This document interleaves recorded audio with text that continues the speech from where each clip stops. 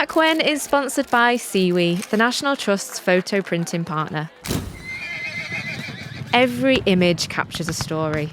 Seawe's support means the National Trust can protect our nation's memories by caring for and sharing our vast collection of historic photographs. Through our work together, we're uncovering precious and previously unseen images for everyone to enjoy. Discover our work snapshotting 200 years of history. Search online for Seawe, that's CEWE, and the National Trust. Please be advised that this episode contains content that may be upsetting to some listeners.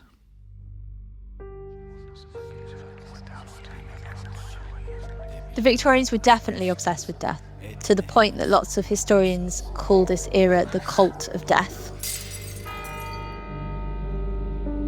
But their obsession around death didn't stop at what to wear and how to act. The relationship the Victorians had with their deceased and how they chose to remember them gets stranger and stranger. And at the centre of it all, perhaps the world's most famous widow, Queen Victoria herself.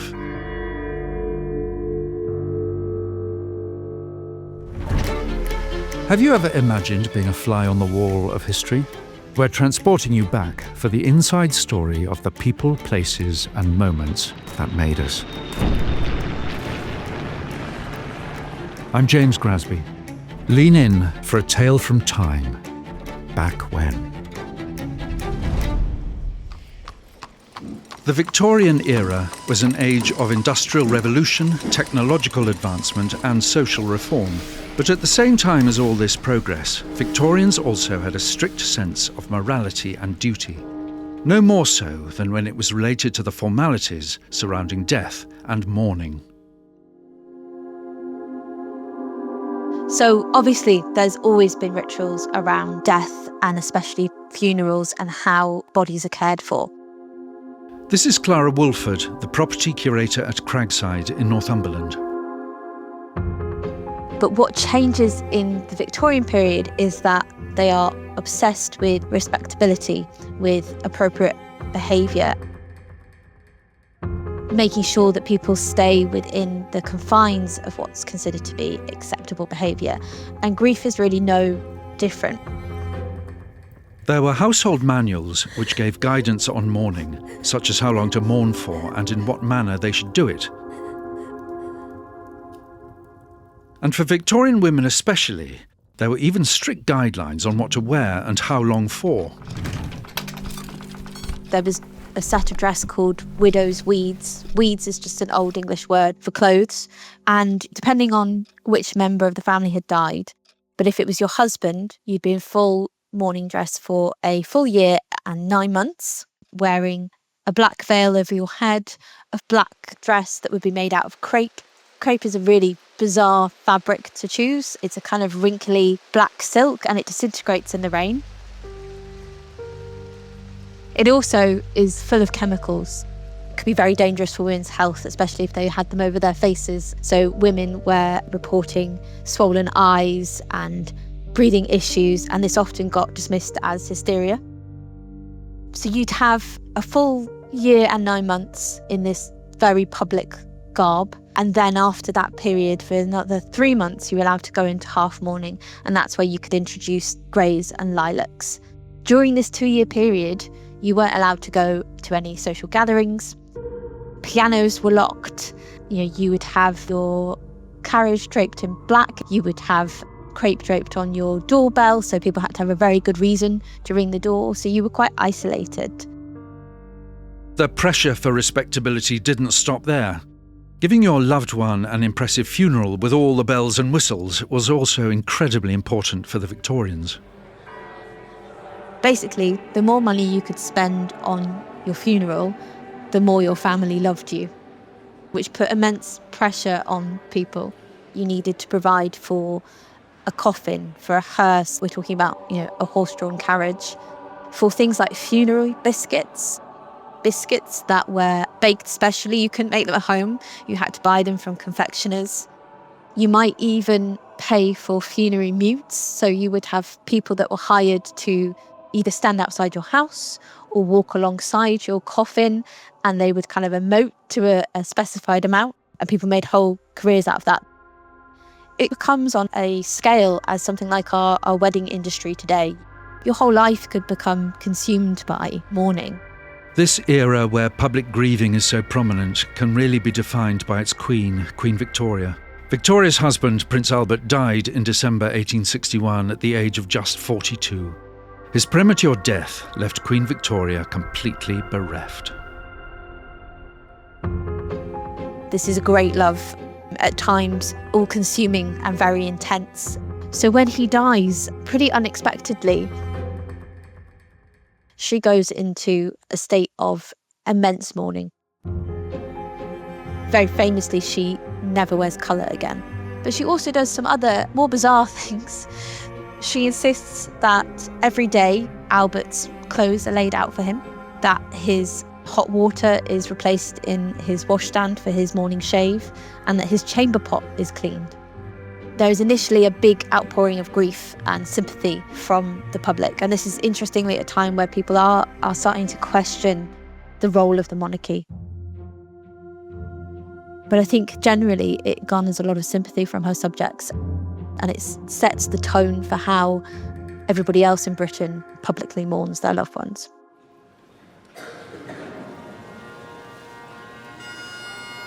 In January 1901, Queen Victoria herself dies. At the time of her death, she was the longest reigning monarch in British history, and her state funeral was one of the largest gatherings of European royalty. Victoria not only left strict instructions regarding the service and associated ceremonies, but she also left instructions for her doctor and ladies-in-waiting as to what she wanted placed in her coffin with her. There's a bed of charcoal under the body, which is there for all the grim reasons you would imagine. It's supposed to soak up smells. This body's got to go on a very long procession and a very public procession, so you don't want it to be smelling in an undignified manner. And above that is a cushion layer, and that's what Queen Victoria's body sits on.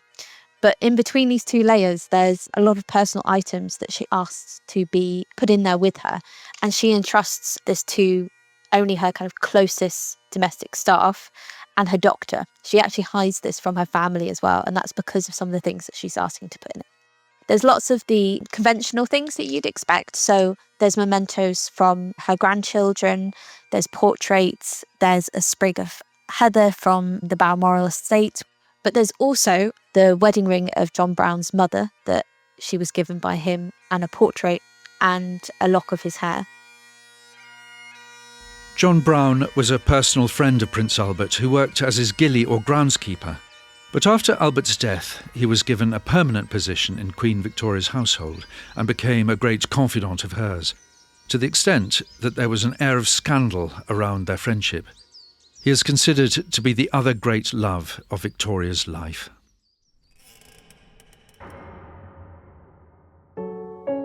But she also memorialises her husband in a very macabre way. She asks for a plaster cast of his hand, which she'd had made from his corpse, and she used to take this hand with her to bed. I'll let everyone imagine why, but it was obviously a source of great comfort to her, and she asked for that hand to be put into her coffin. So she's got the kind of two great loves of her life symbolised in her coffin. So she really is the kind of pinnacle of this Victorian mourning period. Queen Victoria also had a bust commissioned of Prince Albert, which was repeatedly featured in many family portraits. But having a bust was one of the less macabre things that Victorians did in relation to corpses. Other acts that were commonplace in Victorian society can feel quite chilling to us today. The National Trust has got lots of what were called memento moris, so pieces that incorporated things like hair and teeth into jewellery or pictures or sort of keepsakes. One common practice was making death masks or facial plaster casts of the deceased, and another was commissioning portraits, where artists would come to the house to paint or sketch a corpse. These were ways to have a visual record of your loved one. However, once daguerreotype photography was invented in 1839, commercial photography becomes more commonplace and more attainable for people. So if you were a young person, or if your wedding had been 30, 40 years ago and you looked very different, your family might choose to commission a portrait of you after you had died. That might be the body is pictured as in an open casket, but it was very, very common that a body would be posed as part of a family group. And photographers developed really elaborate systems of braces and supports to prop bodies up to make them look as if they were alive, including things like pasting eyes open. I think it's particularly poignant when people did this with children. I think you have to remember how high infant mortality was. And it does feel really gruesome to us, but often children were portrayed as being asleep. So they'd be in bassinets, or they might be in a parent's arms. I find the ones where you've got a dead child sitting next to an alive child particularly grim. But I think we just take it for granted that we have countless photographs of people. And actually for that period, once your loved one's gone, you might well want a visual reminder of what they looked like in life. Our relationship with the deceased has changed a considerable amount in recent times, but in the Victorian era, the obsession with death and the processes around it were on a different level.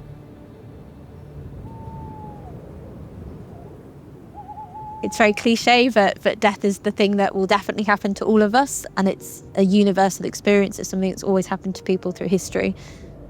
And I think you can tell a lot with how society responds to its dead. I think that tells you a lot about its concerns, its priorities, but also, that people will always care about the people they love. And I think all of those collections that we have tell you those individual stories.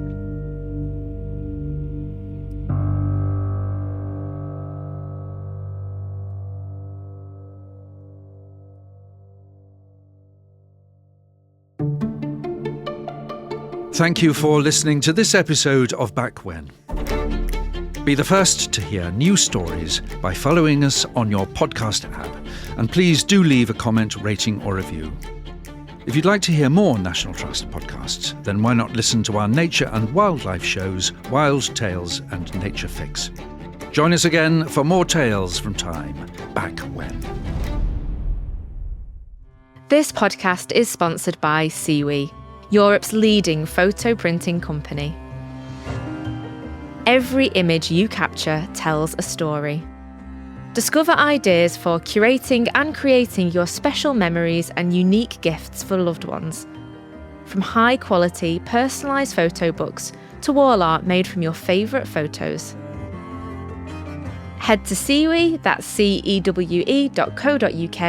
and start creating your story.